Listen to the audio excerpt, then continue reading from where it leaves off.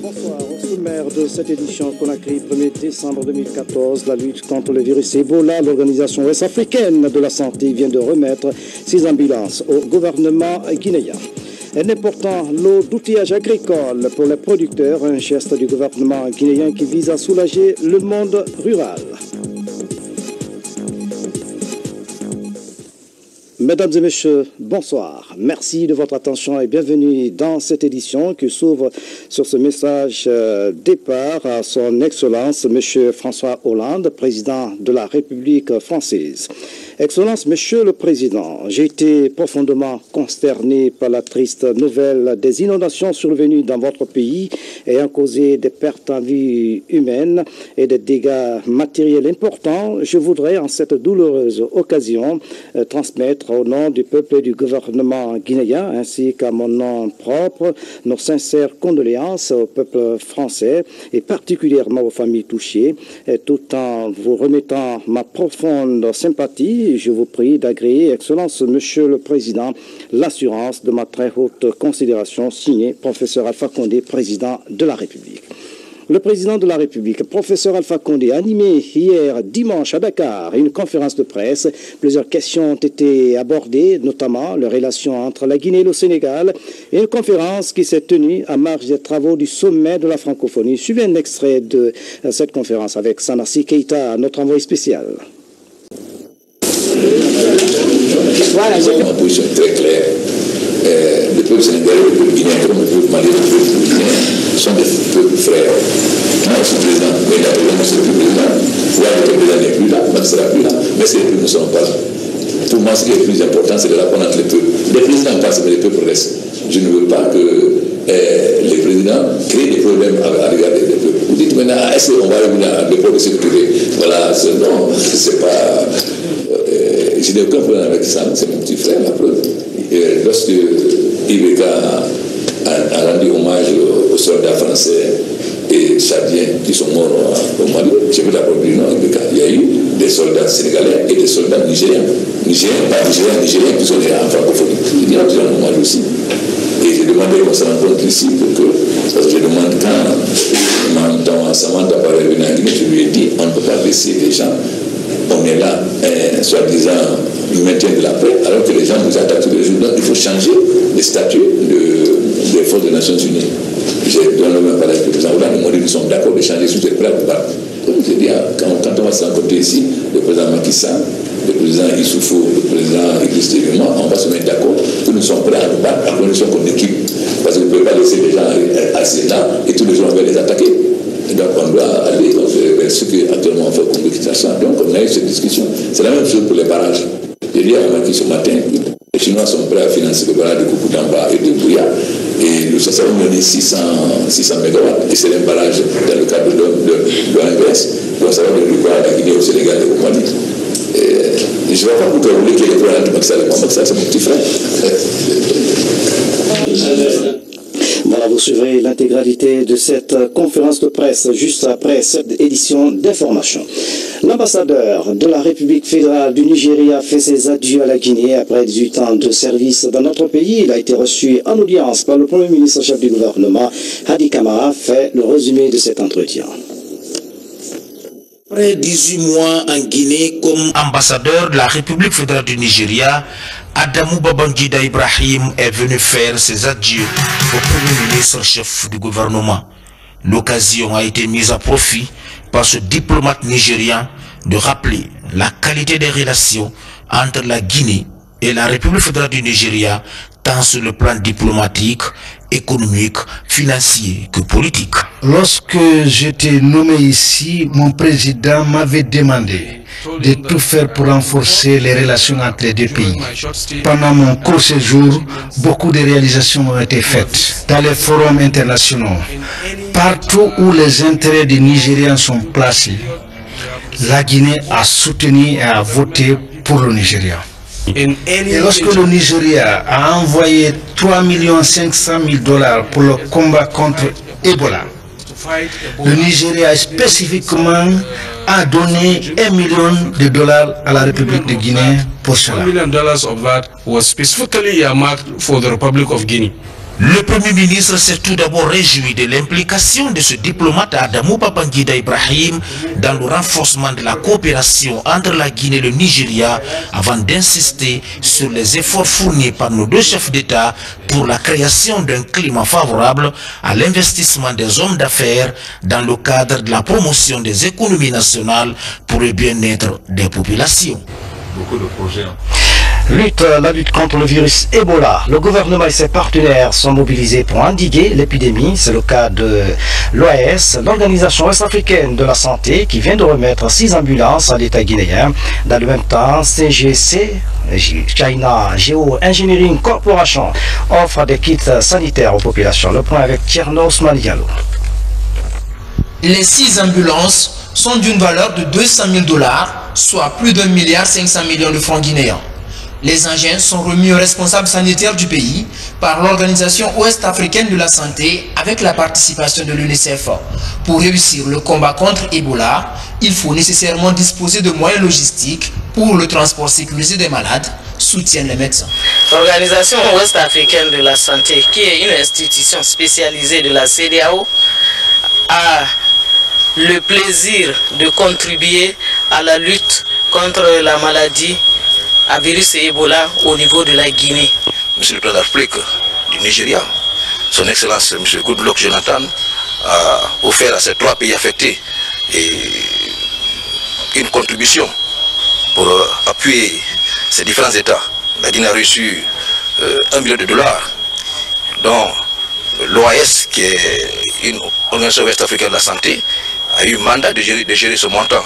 Et grâce à la facilitation de l'UNICEF, il a mis tout en œuvre pour que tous ces engins soient mis à disposition à temps au gouvernement guinéen.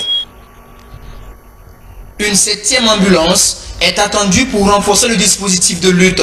Cet élan de solidarité à l'endroit de la Guinée dans la lutte contre Ebola est aussi remarqué chez les entrepreneurs qui ont décidé de poursuivre leurs investissements en Guinée en dépit d'un contexte de crise sanitaire. Dans ce véhicule, un important lot de kits d'hygiène achetés par China Geo-Engineering Corporation est offert au ministère de l'Énergie. Je vous garantis, ce n'est pas que l'épidémie, ça va déranger notre réalisation de nos projets en Guinée, avec la qualité. Donc un petit geste de 200 cartons savants, 6000 colons, 250 seaux, un petit geste à vous. Les amis se reconnaissent au moment où il y a des difficultés. Et aujourd'hui, vous êtes avec nous, vous nous supportez. Ça veut dire que vous êtes nos amis. On vous remercie très sincèrement par rapport à ça. De leur côté à Koya, les diplômés de la 31e promotion de la faculté de pharmacie de l'université de Conakry sont au chevet des victimes du virus Ebola dans la préfecture.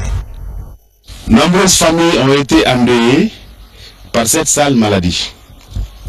Pour réussir le combat contre ce virus maudit, l'une des stratégies les plus pratiques est de rompre la chaîne de contamination. Cela ne peut se faire sans la contribution des familles de contact, en acceptant de déclarer les malades et surtout de se faire suivre par le personnel médical. La lutte contre Ebola s'intensifie. Ce mois-ci, la coordination nationale de lutte contre l'épidémie espère pouvoir inverser la courbe évolutive de la maladie. Le combat contre l'épidémie d'Ebola ne faiblit pas dans la région de Mamon sur fond de patriotisme des fils de terroir. Vient de faire un important lot d'équipements sanitaires destinés aux préfectures de Mamon, d'Alaba et Pita. Le geste du directeur national adjoint des impôts est un bel exemple à suivre. Abdou Karim Kamara, Zizegui Lavouki signe son reportage. La région de Mamou peut compter avec l'implication de ses enfants dans la lutte contre le virus Ebola. Ce fils du terroir vient de prêcher l'exemple en distribuant 250 kits sanitaires à Dalaba, Pita et Mamou. Des kits composés de seaux à robinet, de savon diamant et d'eau de javel. Sekou Maïgara a aussi offert aux grandes mosquées de la région de Mamou quelques exemplaires du Coran sur la sourate Yassine. Objectif: implorer davantage la grâce de Dieu afin de bouter l'épidémie hors de la Guinée. Je ne peux pas comprendre que mon pays soit stigmatisé sur le plan international, que les gens nous fuient. Vous avez vu qu'à l'intérieur du pays, tous les étrangers qui étaient là ont fui notre pays. Le débat que nous devrons mettre sur la scène aujourd'hui, c'est accompagner le président de la République dans la lutte contre Ebola. Lui-même a retroussé ses manches. Il ne dort pas. Il ne fait que monter et descendre pour juguler cette maladie. Nous autres, nous devrons accompagner le président de la République pour qu'ensemble, nous puissions vaincre cette maladie. En recevant ce matériel, les populations louent les efforts du donateur et s'engagent à respecter toutes les mesures préventives jusqu'à la fin de l'épidémie. On est très content, on ne peut pas parler du mieux, seulement on vous dit vraiment qu'on est content de ce monsieur, qu'on le souhaite bon sens, qu'on souhaite qu'on puisse vaincre Ebola hors de la Guinée. Au-delà de leurs efforts auprès des populations dans cette lutte, les autorités régionales demandent aux autres fils de la région d'en faire autant. C'est la volonté qui compte, c'est pas les moyens. Quand tu as la volonté, vraiment Dieu va t'aider à réaliser ce que tu veux. Ça ne demande pas de moyens. C'est ce qu'il a prouvé ici, on le remercie très infiniment. Ce don, c'est vrai, c'est pour la région, mais en fait c'est pour toute la Guinée. Et notre joie est d'autant grande que cela va permettre de bouter Ebola hors de notre pays. En tout, les préfectures de Dalaba et Pita reçoivent chacune 75 seaux à robinet, 20 cartons de savon et 20 cartons d'eau de javel. La préfecture de Mamou, elle, bénéficie de 100 seaux à robinet, 40 cartons de savon et 40 cartons d'eau de javel. Dans le même registre, le parti Guinée pour tous poursuit sa campagne de sensibilisation contre le virus Ebola à l'intérieur du pays. Après les régions touchées par l'épidémie, la mission du GPT est en Haute-Guinée pour distribuer des kits de protection, mais aussi sensibiliser les populations sur les règles d'hygiène à observer. Habib Cham, ça à Maratono. Après la Basse-Guinée, le Fouta et la région forestière, la caravane de sensibilisation sur Ebola du parti Guinée pour tous arrive dans la savane guinéenne. De Dabola à Kankan via Dindia et Kouroussa, la mission a sensibilisé les populations sur les méthodes de prévention de la fièvre Ebola. Une campagne sur fond de distribution de kits pour mieux protéger les citoyens contre le virus. Le président de la République a lancé le ton, il a organisé plusieurs voyages, il fait ce qu'il peut, mais les populations doivent s'y mettre aussi. Dans plusieurs services publics, l'on note la faiblesse du dispositif de lavage des mains. Avec ces nouveaux kits, les mesures d'hygiène sont plutôt renforcées. Un ouf de soulagement pour les populations. La vie des milliers ou des milliers de citoyens qui lavent leurs mains dans ça, leur vie dépasse de loin ce que 1 milliard, 2 milliards, 3 milliards peuvent apporter à une nation. La mission du parti Guinée pour tous a distribué plus de 3000 kits aux populations des 3 autres régions touchées par l'épidémie d'Ebola. Pour cette 3e étape, la caravane compte sillonner toute la région de la Haute-Guinée en vue de fournir à la population du matériel de prévention. Et puis les religieux ne sont pas en reste dans ce combat contre le virus Ebola. L'ONG Waha et le secrétariat général des affaires religieuses viennent de lancer la formation de 100 religieux. Ces hommes de Dieu vont poursuivre la sensibilisation dans tout le pays. Le reportage de Saint-Martin et Adia Toubari. La désinfection des mains dès la rentrée est la condition principale d'accès à la salle. À l'intérieur, des leaders religieux musulmans et chrétiens venus des différents lieux de culte de Conakry. Ils se retrouvent pour renforcer leur connaissance autour de la maladie à virus Ebola qui sévit. Insister sur sa manière de transmission. Donc nous avions demandé aux imams s'ils pouvaient interpréter littéralement et fidèlement ce que nous avons donné comme connaissance, et ça pouvait facilement faire le courant de transmission de la maladie pouvait être coupé, parce que nous considérons que les leaders religieux ils parlent avec conviction, et les fidèles et les croyants peuvent mieux comprendre quand cette histoire est mieux expliquée par les leaders religieux. Au total, 100 imams et prêtres sont formés par l'ONG Waha. Désormais, ils auront pour tâche la transmission des enseignements reçus lors de cette session de formation aux fidèles de leur lieu saint. La stratégie utilisée se fera à travers les sermons et homélies quotidiennes de ces acteurs religieux dans les différentes mosquées et églises de Conakry. La Guinée étant un pays de croyants, et c'est sûr que ce sont les dealers qui peuvent mettre la main sur la majeure partie des populations. Et si les fidèles sont sensibilisés dans les mosquées, dans les églises, vraiment, il n'y a pas de raison que Ebola ne soit pas rompu. C'est pour sensibiliser toutes les Guinéennes de croire qu'il y a l'Ebola en Guinée. Ça, il n'y a même pas discuté à ça. Sinon, il restera à mettre notre vie en danger si les Guinéens n'est pas croire à Ebola. Présente en Guinée depuis 2010, l'ONG WAHA évolue dans la santé maternelle et infantile. Aujourd'hui, son objectif est d'accompagner l'État dans la lutte nationale contre Ebola. Elle ambitionne de gagner ce combat par le biais des campagnes de sensibilisation de toutes les couches socio-professionnelles du pays. Sur un autre plan, l'ONG Fondation Solidarité Féminine vient de lancer à Conakry une campagne de sensibilisation contre les violences faites aux femmes. C'est à la faveur de la Journée internationale de lutte contre les violences faites aux femmes. C'est la mairie de Kaloum qui a servi le cadre au lancement de cette opération. Bernard Tonguino, Momelamine, Camara reportage. Novembre, Journée internationale de lutte contre les violences faites aux femmes. L'occasion pour la Fondation Solidarité Féminine de lancer une campagne plaidoyer à l'endroit des autorités pour mieux lutter contre toute forme de violence subie par la couche féminine. L'État, c'est une entité, mais les organisations de la société civile, c'est beaucoup d'entités et c'est la base, c'est elles qui touchent directement aux cibles. Au cours de cette cérémonie de lancement de la campagne dénommée Campagne Orange, les responsables de l'ONG interpellent les femmes à s'impliquer d'abord elles-mêmes pour éradiquer les formes de violence qu'elles subissent. Les hommes ont leur manière de dominer les femmes, donc je suis sûr qu'après ça, les présidentes des femmes qui sont là, elles vont continuer à démultiplier ces informations pour qu'elles se prennent en charge. La lutte contre les violences faites aux femmes constitue une préoccupation internationale. Depuis 2012, le 25 novembre est l'occasion d'une mobilisation de tous les États pour éradiquer le phénomène sous toutes les formes. L'autre temps fort de cette édition, les commissaires de la CENI optent pour la performance et ils viennent de boucler une formation dans ce sens. La rencontre a développé les questions liées à la bonne gouvernance électorale. Elle a été initiée par la CENI en partenariat avec Oshiwa et AIFES. Un reportage signé de Mohamed Sanko. Au moment où les politiques multiplient les actes de séduction envers les électeurs, la CENI affûte les armes pour réussir une élection transparente en 2015. La présente formation des commissaires de l'institution s'inscrit dans cette dynamique. Elle est essentiellement axée sur le bridge.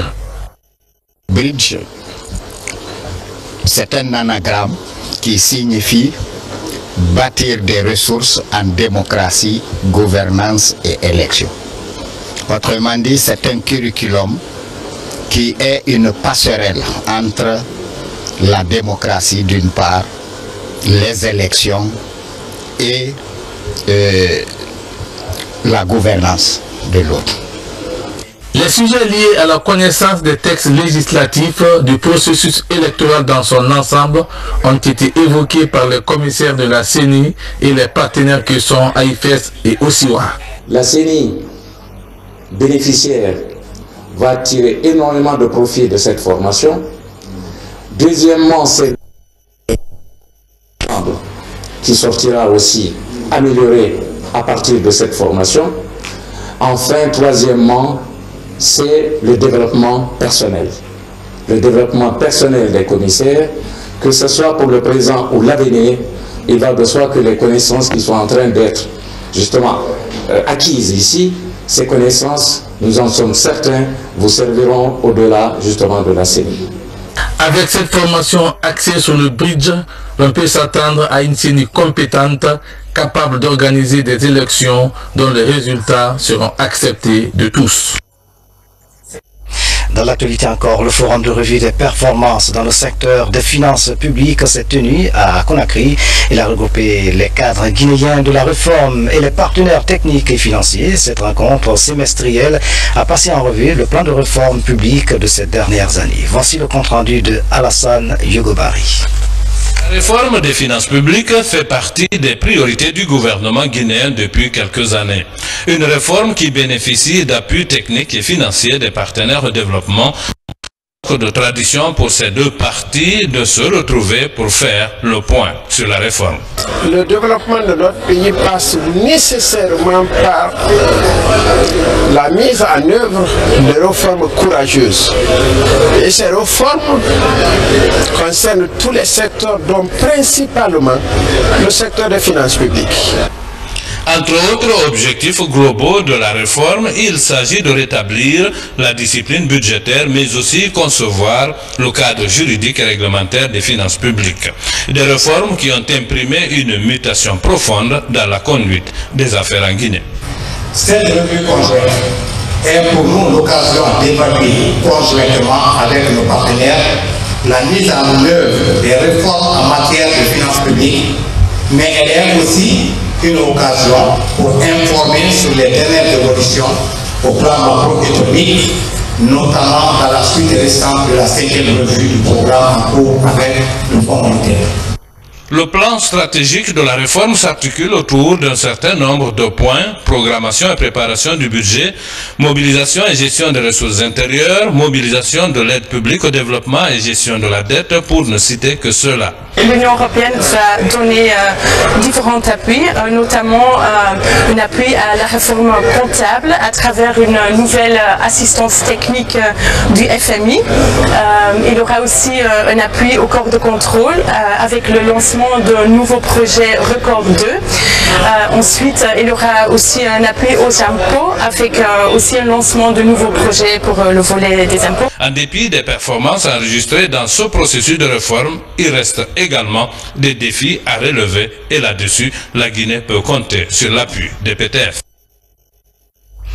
Campagne agricole 2014. Le gouvernement guinéen met à la disposition du monde rural un lot important d'outillage agricole évalué à plus de 27 milliards de francs guinéens. L'action vise à soulager les producteurs souvent confrontés au manque d'équipement de récolte. Les bénéficiaires apprécient ce geste du chef de l'État.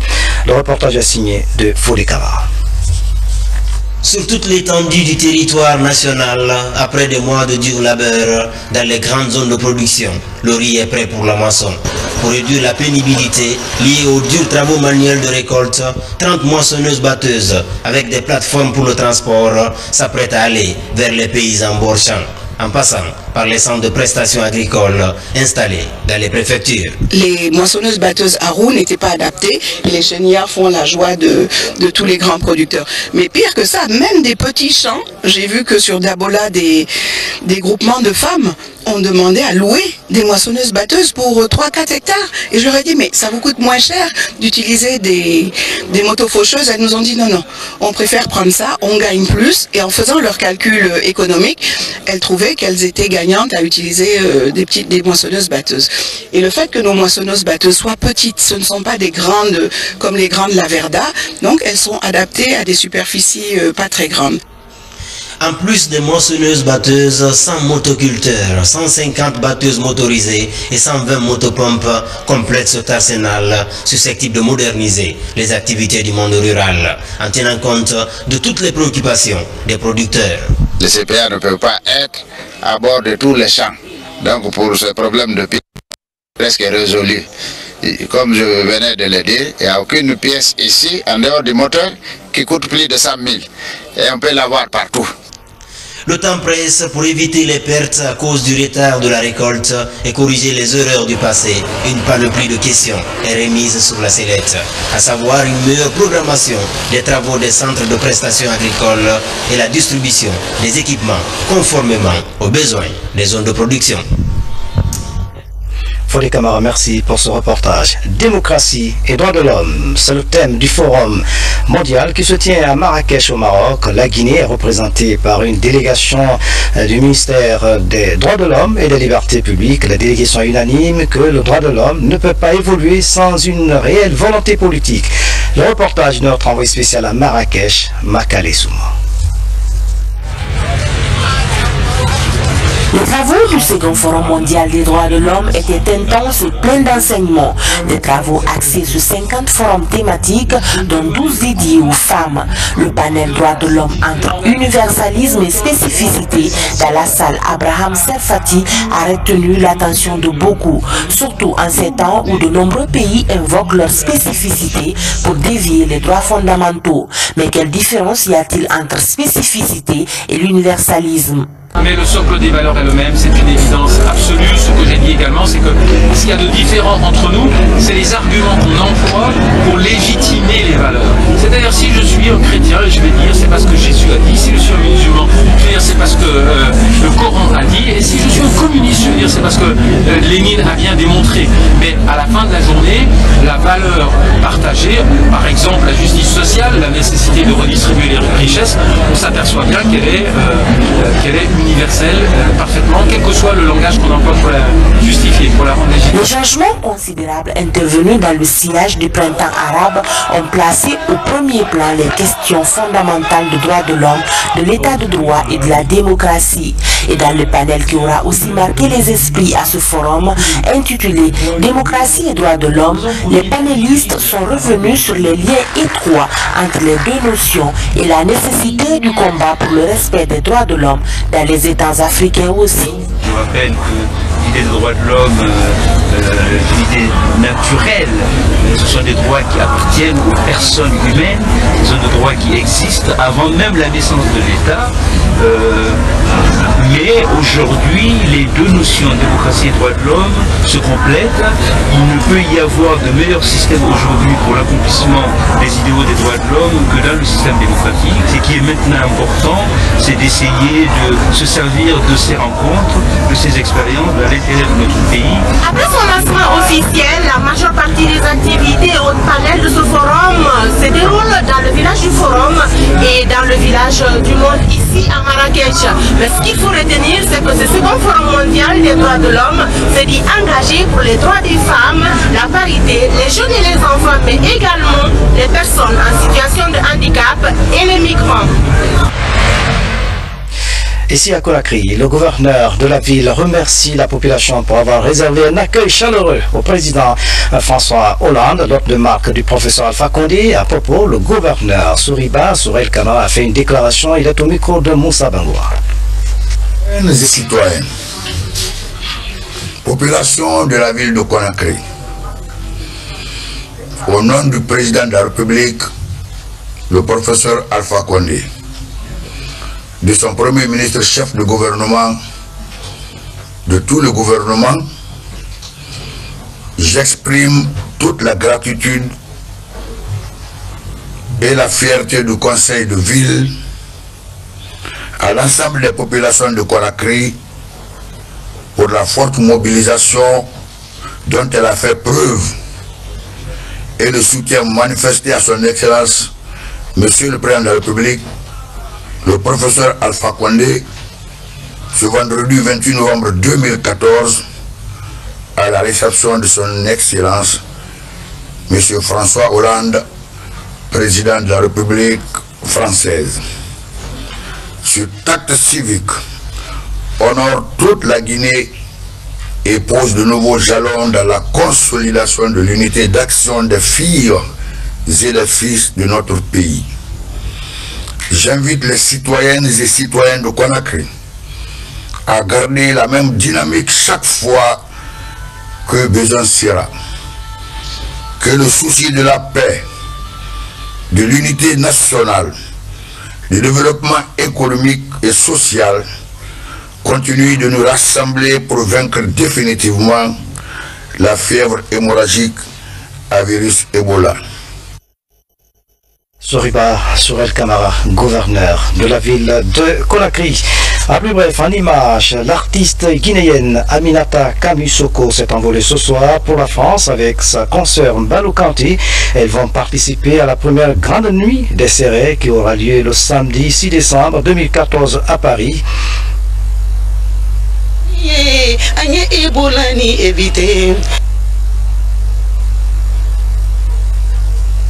Et puis à préciser donc, à rappeler que cette soirée culturelle est placée sous le signe de la lutte contre Ebola. Aminata Kamisoko partagera donc avec le podium, avec d'autres artistes guinéens pour véhiculer les messages de paix et d'unité nationale.